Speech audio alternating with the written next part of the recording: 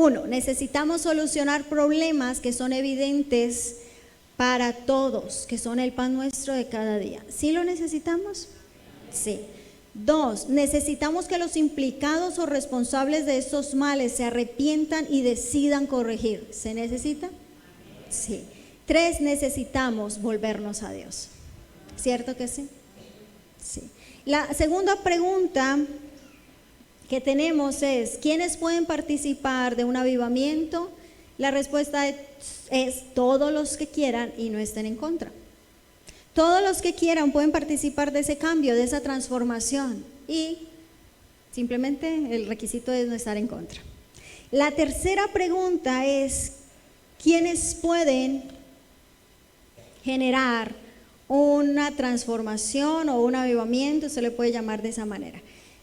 ¿Quiénes pueden? La respuesta corta es una persona con dolor, con preocupación, con angustia. Esa es la respuesta, la verdad. Esa es la respuesta. Solamente se las voy a ampliar un poco más. Miren, cuando usted y yo estamos cómodos, no habrá entonces por qué inquietarnos. Nuestra oración será simplemente muy normal. ¿Sí?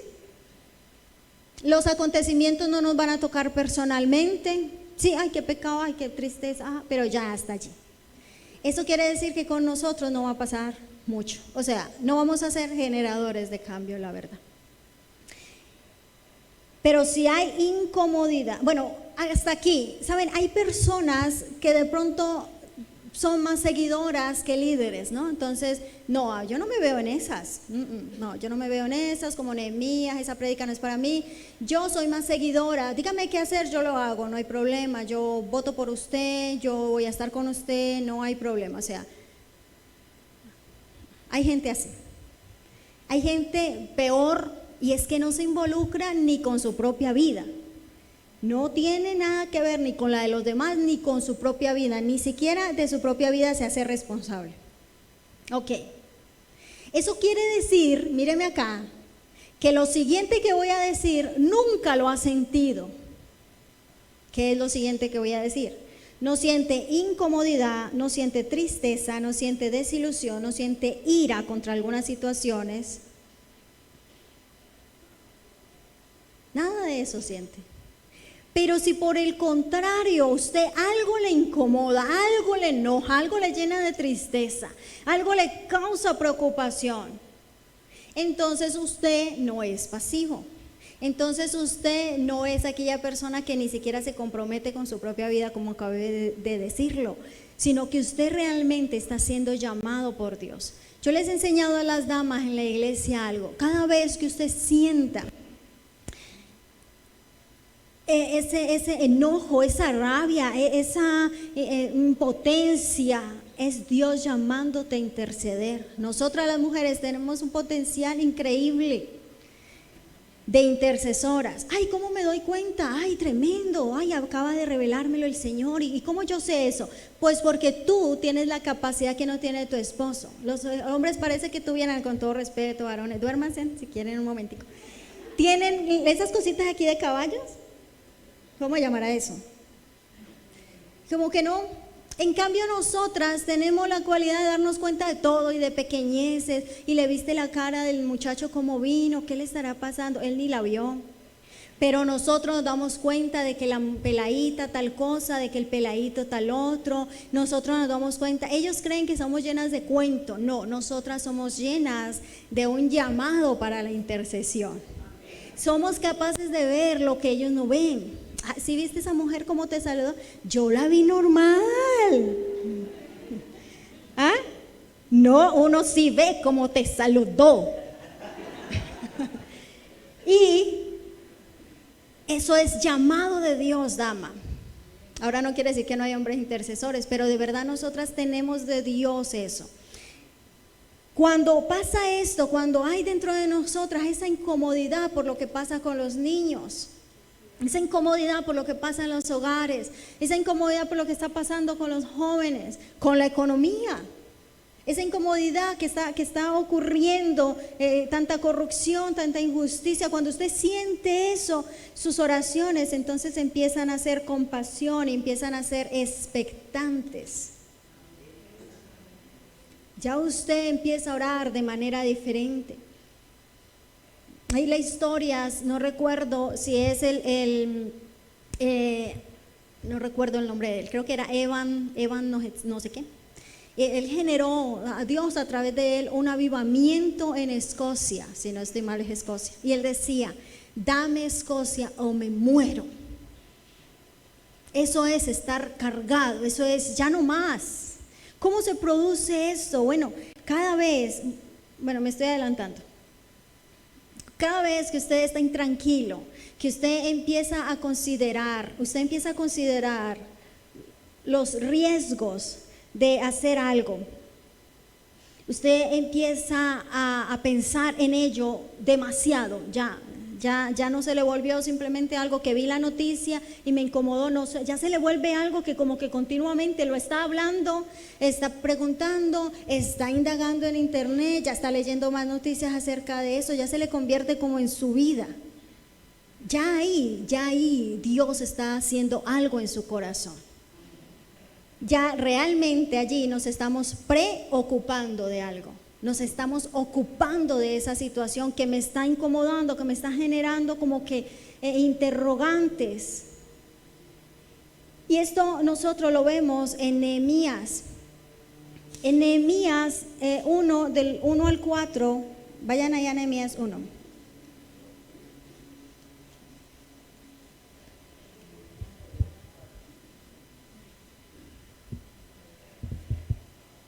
Dice, palabras de Nehemías, hijo de Acalías, aconteció en el mes de Quisleu, en el año 20, estando yo en Susa, capital del reino, que vino Naaní, uno de mis hermanos, con algunos varones de Judá, y les pregunté por los judíos que habían escapado, que habían quedado de la cautividad, y por Jerusalén. Y me dijeron, el remanente, los que quedaron de la cautividad allí en la provincia, están en gran mal y afrenta, y el muro de Jerusalén derribado y sus puertas quemadas a fuego. Cuando oí estas palabras me senté y lloré, e hice duelo por algunos días, y ayuné y oré delante del Dios de los cielos. Eso se podía haber quedado ahí y él poder seguir adelante en la corte del rey, pero eso se le volvió a él una carga tan grande. Y se le volvió una cosa tan fuerte dentro de él que algo tuvo que hacer por esa situación. Algo tuvo que hacer por esa situación. Según el mes de Quisleo, en el capítulo 2, versículo 1, sucedió en el mes de Nisán. Al parecer ahí habían pasado 4 meses cuando ya él puede hablar con el rey. Durante ese tiempo fue un tiempo de desesperación, de dolor, de investigación, de preocupación por ese asunto. Tanto que ya se notaba en el rostro de él. Quienes han leído el libro recuerdan que el rey le dice a él, ¿qué te pasa? No estás enfermo, estás triste. Y según dicen, estar triste delante del rey no era bueno. Se le notaba ya en el rostro, no podía disimularlo, la carga era mucha. Cuando tú estás así por tu hijo, cuando tú estás así por tu matrimonio, cuando tú estás así por la economía global, por los alimentos contaminados, por los niños, por el aborto, por la ideología de género, cuando tú estás ya de esa manera, Dios te está llamando. Usted dirá, no, la verdad a mí nada me preocupa. Bueno, entonces Dios no te está llamando. Pero saben, yo creo que a todos algo nos preocupa. Algo nos preocupa. Y yo no veo aquí 2 clases de personas. Una persona de oración, que verdaderamente está cargada. Esa persona será la que busque soluciones, que investigue cómo solucionar esto que tanto le atormenta. Será una persona de oración, una persona que va delante de Dios y le dice, esto no puede seguir así, mire esto, Señor, mire, Dios esto, ¿y qué vamos a hacer? Dios mío, y los jóvenes, Señor, eso, mire cómo está la educación, Dios mío, y empieza a orar y busca soluciones en Dios. Pero hay otra persona que está cargada y no ora, y lastimosamente a veces somos la mayoría. Esa persona será una persona que se queja, que chismea, que se entera e investiga, pero para buscar culpables. Esa persona no busca soluciones, no busca ser proactiva, es más bien amargada. Claro, tanta cosa que está pasando, me doy cuenta de lo que pasa en la iglesia, me doy cuenta de que no, las cosas no están funcionando, me doy cuenta de que el gobierno no cumple con lo que dice, me doy cuenta de que mi esposo, me doy cuenta de que mis hijos, y es que en el colegio, y es que en todo eso, y lo que hago es cargarme porque no voy en oración. Quiere que le diga algo, yo se lo escuché a una predicadora y eso es muy cierto. Si usted no se va a comprometer con lo que ora, no ore, decía ella. Y yo lo he visto.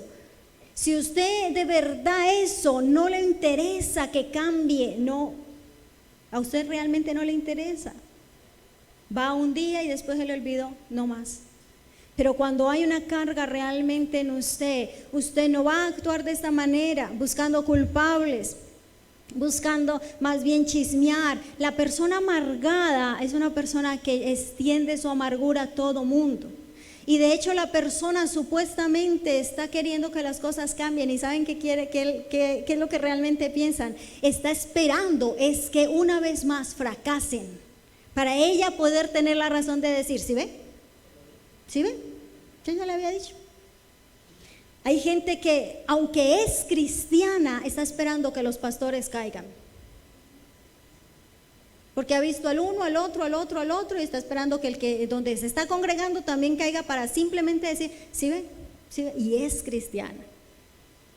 Y así con el gobierno, y así con nuestro esposo, y así con la esposa, y así con los hijos.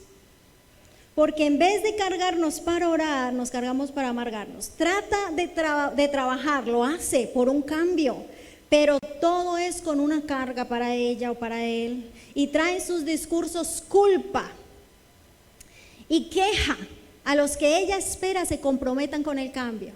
¿Sí ven? Yo todo lo que hago en esa iglesia, yo todo lo que hago aquí en la casa, y usted que debería y no lo hace. Yo todo lo que hago aquí, mire, trabajando para la comunidad, y ustedes que son iglesia deberían de apoyarme porque deberían de tal cosa. Y como que la carga que sienten la quieren echar al otro, pero como el otro no la siente, él se enoja o se enoja ella. Díganme si eso no lo hemos visto, ¿no? Se no ve aquí entre nos, si hay de pronto, me van a perdonar, un líder comunal aquí, me van a perdonar y se lo voy a decir con todo el corazón, pero a veces tienen un tonito, o hay algunos profesores que tienen un tonito, también tenemos muchos profesores, pero con todo respeto se los digo, como si de verdad la carga la llevaran tanto que ya no saben qué hacer con esa carga. Nehemías guardó para él todo eso. ¿Y saben por qué? Porque oró a Dios, porque oró al Señor. Mire, yo le digo, vuelvo y le digo, y de verdad se lo digo, si no se va a comprometer para el cambio, no se cargue, viva la vida feliz, no le importa el gobierno, ni el esposo, ni los hijos, ni nada. Pero si usted se va a comprometer para un cambio y todavía siente eso, y usted dice, ay, a mí la sierva Elizabeth me dijo, no se cargue, no se preocupe nada de eso, pero yo siento carga, ¿qué hago allí? Siéntala, busque a Dios en oración y deje que esa carga lo envuelva y que se vuelva todo para usted. David Wickerson, en una prédica que me hizo llorar en YouTube, él murió hace rato, pero me hizo llorar. Él tiene una prédica que habla acerca de las cargas, otra palabra para carga, dolor, humillación, más o menos así, pero no recuerdo exactamente el nombre de la prédica. Y él dice eso, y él dice de que nosotros los cristianos somos llamados a vivir de esa manera, en continua humillación, en continuo dolor. Porque vivimos como el justo Lot, que no era el más maravilloso de todos los cristianos, pero él vivía acongojado por el lugar en donde él vivía, Sodoma y Gomorra. Y le oró a Dios, y por causa de las oraciones de Lot, Dios descendió y miró qué era lo que estaba pasando y juzgó ese lugar. ¿Sí recuerdan? Pura escuela bíblica. Sí, recordamos. De esa misma manera, iglesia, de esa misma manera usted y yo, en momentos de nuestra vida, créame aquí, todos estamos preocupados por algo. Vaya encaminando esa preocupación, esa carga, ese llamado que Dios te ha puesto a Dios y dígale al Señor, esto me está preocupando, Dios, ¿qué está pasando? Y ore. Usted no ha visto que usted ora y ora por algo y no cambia. Usted ora y ora por ese marido y nada que cambia. Y yo he visto a Dios hacer milagros. Y si usted no lo ha visto, simplemente voltea a mirar a su alrededor. La creación la hizo Dios. Él es todopoderoso. ¿Va a poder más tu esposo que él? ¿Sabe por qué su esposo no ha cambiado? Porque Dios no quiere cambiarlo. ¿Y por qué no quiere cambiarlo? Porque algo está haciendo en tu corazón, tal vez llamándote a entender cosas que no has entendido, tal vez llamándote a buscarlo más a él, no sé, pero sí sé que algo está buscando él contigo y no con tu esposo. Y cuando ya él quiera tratar con su esposo, no se preocupe que en un momentico lo hace, ya no más. Pero cuando usted y yo, y no solamente las mujeres, los hombres, buscamos a Dios en oración por aquello que nos está cargando, no esperando a que usted cambie. Señor, mírelo, usted sí lo ve y vea, y no va a los talleres de pareja. Señor, no, sino yo, Dios, yo, y usted hace algo conmigo. Cuando nosotros nos levantamos en oración, Dios nos va guiando. De lo contrario, vas a estar amargado. Eso es lo que va a pasar. Allá en la iglesia no me visitan, estoy preocupada, estoy angustiada, tengo esta situación y el pastor ni siquiera, y las hermanitas se olvidaron de mí. Busca a Dios. ¿Usted no ha notado que en momentos de humillación, de tristeza, de tribulación es donde más solos estamos? Y parece que como que los hermanos de verdad se olvidan de uno. ¿Quién es? Es Dios llamándote. Es Dios. Nosotros los cristianos, ¿por qué nos dolemos tanto? Porque David Wilkerson decía esto, de que vivimos en una continua humillación, en un continuo dolor. ¿Por qué? Porque nosotros, por la misericordia de Dios, tenemos los ojos abiertos y a lo malo le decimos malo. Y a lo bueno le decimos bueno, y cuando vemos lo que pasa en el mundo, nos duele ver la situación, nos duele. Usted como cristiano que busca la presencia del Espíritu Santo y tiene una comunión con el Espíritu Santo, usted no puede decir que no le duele lo que pasa en el mundo, porque lo que Él siente, Él se lo pone a usted a sentir. Y duele en diferentes situaciones. Duele que mi esposo no venga a la iglesia y me mande a mí sola. Duele que mi hijo no me acompañe. Duele que el gobierno haga esto y lo otro. Duele que los jóvenes, le duele a uno porque uno está cerca de Dios y por la misericordia de Dios entiende la Biblia y entiende que es verdad lo que dice la Biblia. Entonces, ¿qué hago con este dolor? Lo ignoro. No lo ignores. Deja que toda tu vida que ese dolor envuelva toda tu vida. ¿Y saben por qué, iglesia? Nosotros vivimos, lastimosamente, a veces los jóvenes también viven sin propósito en el mundo. Voy a estudiar para tener un empleo. Tengo un empleo para después casarme y embarazarla a ella, y entonces después para trabajar por el niño, y entonces, ¿sí? De pronto si quiero monto un negocio o monto una empresa. Después me muero y ya. Conocí a mis nietos muy bonitos, me morí y ya. Como sin propósito en la vida. Y yo creo, vuelvo y repito, de verdad, cada uno de nosotros tiene un gran potencial. Miren que la Biblia declara, iglesia, que aquellos que somos conforme a Cristo, y no por nosotros, sino porque el Señor nos ha hecho conforme a Él. Dice la Biblia que el mismo poder que actúa en Jesucristo para levantarlo de entre los muertos es el mismo poder que actúa en cada uno de los cristianos. Nunca en la historia de la humanidad un hombre se levantó de la tumba para nunca más morir, solamente Jesucristo. Ese es el poder que actúa en cada cristiano.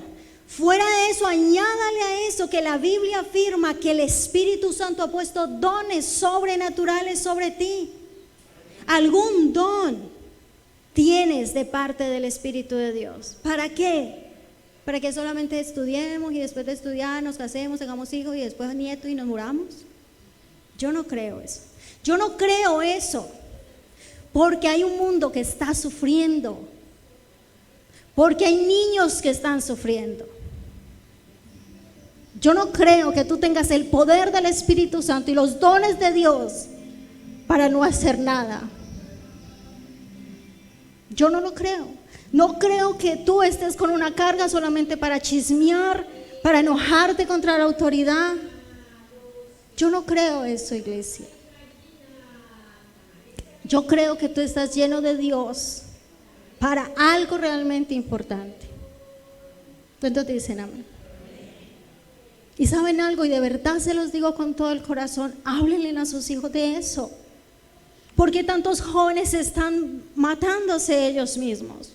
Sea porque cogen una moto y se creen Superman, o sea porque se suicidan, o sea porque empiezan a consumir droga alocadamente creyendo que eso no mata, que eso no hace daño. Son jóvenes sin propósito en la vida. No puede ser que una vida se desperdicie de esa manera. Nuestros hijos son realmente importantes aquí en la tierra. ¿Sabe qué decía en una prédica Adrián Rogers, que se lo compartía a mi esposo? Me tocó mucho y él decía: oramos porque haya cura para el cáncer, oramos porque haya políticos que se levanten y hagan las cosas bien. Hacemos eso y Dios nos contesta: ya te envié la respuesta, pero tú lo abortaste. Ese niño que abortaste, que mataste, iba a ser el que iba a traer la cura para el SIDA. Cada persona es valiosa e importante. Fueron personas las que han traído cambios a la humanidad. Tú no estás por casualidad respirando el día de hoy. Nuestros hijos no son casualidad. Por eso tenemos que levantarnos y decir: Dios, esto que está pasando dentro de mí, a una iglesia, si no está pasando. Hay 3 maneras, pero les comparto 2, de darse cuenta si hay pasión en tu corazón o de darte cuenta de tu propósito en la vida. Una es esta que les acabo de decir: la carga, esa carga. Una es esa. Y la otra es cuando tú creas o tienes admiración. Cuando tú admiras a alguien o algo y tú dices: yo quiero eso, tremendo lo que hizo, yo también lo quiero hacer. Entonces, o es la carga que sientes o es esa admiración la que te lleva a decir: yo puedo, yo quiero, y empiezas a tener un propósito en la vida. Y te das cuenta de que simplemente no estás aquí porque sí. No es cierto. Cada niño que es abortado tiene un propósito de Dios. Cada persona aquí en la tierra, cada joven tiene un propósito de Dios. Entonces, gracias. Entonces, usted y yo no podemos andar por allí creyendo que no tiene que ver conmigo. Saben, una de las cosas que yo le oro a Dios y le digo a Él es: encuentra en mí alguien con quien contar. Ustedes, y esta oración la hago recordando a Samuel. Cuando Samuel era joven, niño, Dios lo llamó 3 veces. Y no lo llamó para hablarle de su mamá ni de su papá, ni de él, ni lo bonito que era él, y lo que él iba a hacer con Samuel más adelante. ¿Para qué lo llamó?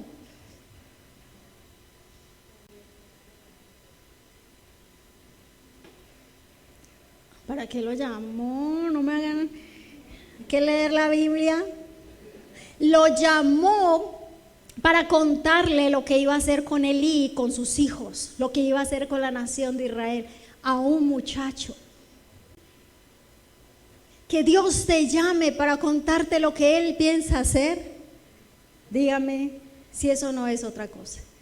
Y uno dice: oh, yo quiero ser como Samuel, súper poderoso y lleno de unción. Samuel era igual que usted y que yo. ¿Qué encontró Dios entonces en Samuel? Puede mirar, puede usted leerlo y usted se va a dar cuenta de que Samuel simplemente estaba en el templo sirviéndole a Dios. Samuel estaba ocupado en los asuntos de Dios. Igual que Jesús cuando estaba pequeño, ocupado en los asuntos del Padre.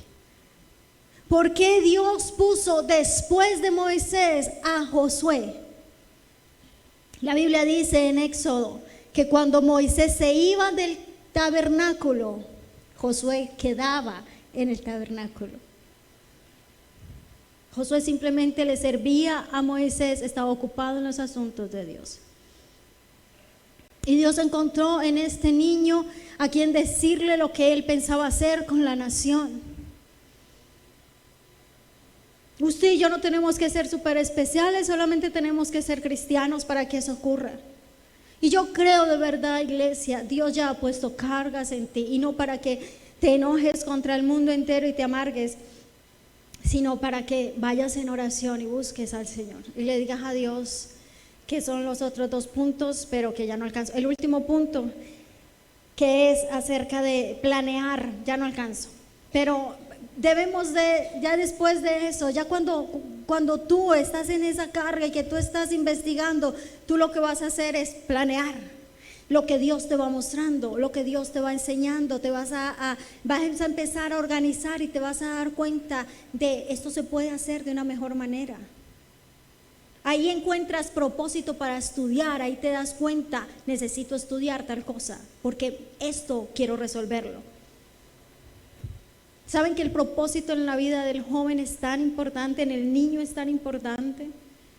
Porque nos han enseñado que hay que ir a estudiar porque sí y obligado, pero ellos necesitan tener propósito en su vida. Que sepan que Dios les tiene para algo maravilloso aquí en la tierra. Ellos deben de entenderlo y de saberlo. Y de esa manera pasa, ese es el último punto, pero ahí lo acabo de resumir. Yo quiero que nos pongamos sobre nuestros pies, vamos a orar.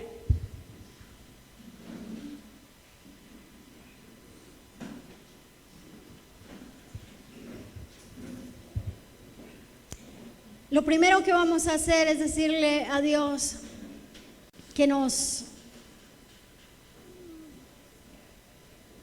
perdone por las veces en las que hemos criticado, nos hemos amargado. Cierre sus ojitos y dígale eso al Señor. Por las veces en las que de pronto has criticado tanto a tus padres, tanto a la iglesia, tanto al gobierno. ¿Y qué has hecho para que eso mejore? Y tú pensarás, yo no puedo hacer nada, yo soy un solo ciudadano entre miles aquí en Colombia. Y no, realmente no es así, acabamos de ver que no es así. Dígale, perdóname, Señor, porque he juzgado injustamente, me he creído más. Perdóname, Señor. Yo le pido, dígale ahí a su Señor que me limpie con su sangre preciosa, que nos perdone, Señor. Ahora yo le pido que empiece a recordar aquello que tanto le duele en su corazón. Aquello que si yo le digo, haga una petición específica y especial, usted inmediatamente se le viene a la cabeza esa petición.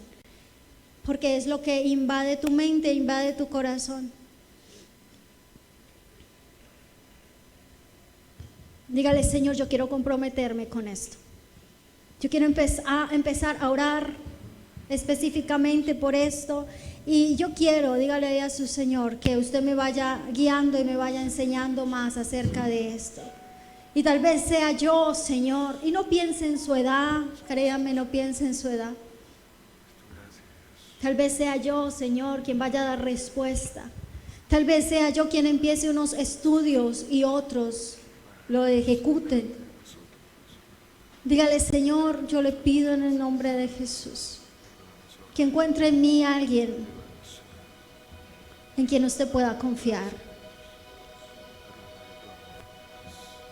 Que el dolor, Dios mío, que nuestra nación pasa y las naciones del mundo pasan, Señor, no me sea a mí indiferente, Dios. Despierte una iglesia, Señor, con la que usted pueda contar, Dios. Despierte una iglesia que se levante en las diferentes esferas de la sociedad y haga cambios sobrenaturales. Levante a nuestros hijos para que hagan un gobierno mejor.